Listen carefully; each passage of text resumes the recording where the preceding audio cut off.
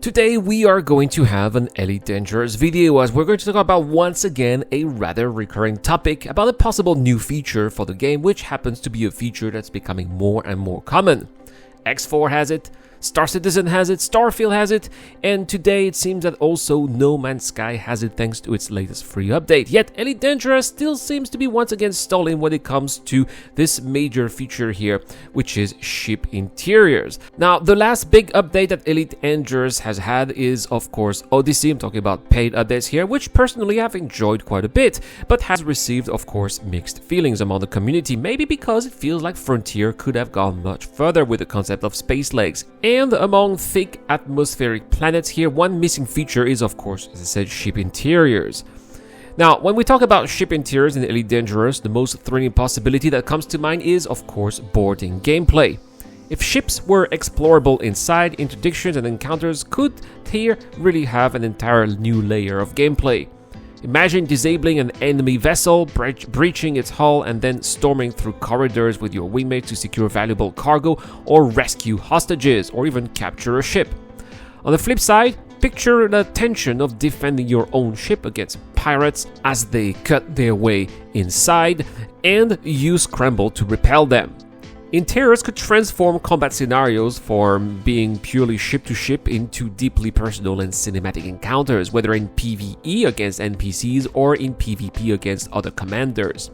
This would be an entirely new gameplay loop, bridging space combat with on-foot combat in a way that no other feature could match.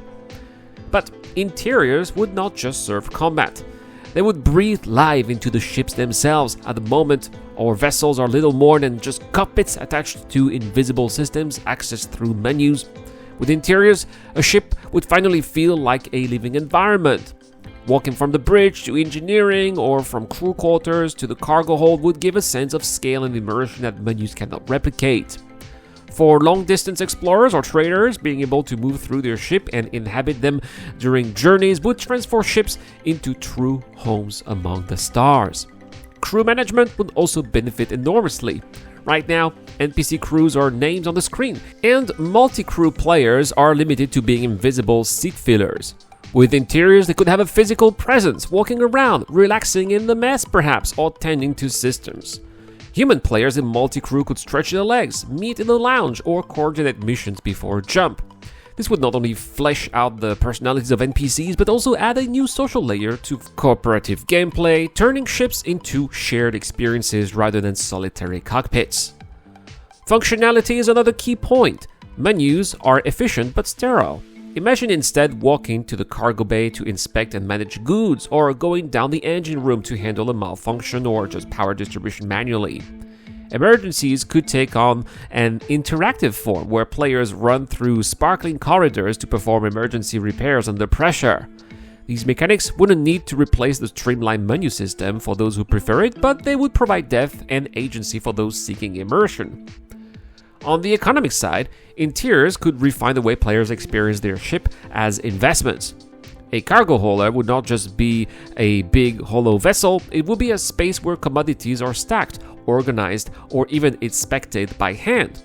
Explorer could have small labs for analyzing samples or storing artifacts found on remote worlds. Bounty hunters could secure captured targets within their ships, turning interiors into functional extensions for their professions.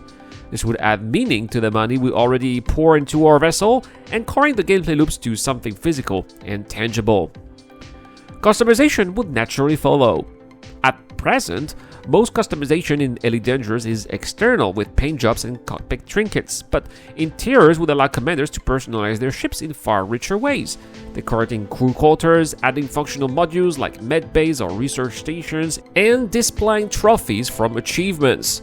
This would not only create individuality among ships, but would also provide Frontier with new avenues for monetization that would feel organic, since decorating your ship interior is far more personal than simply painting the hull.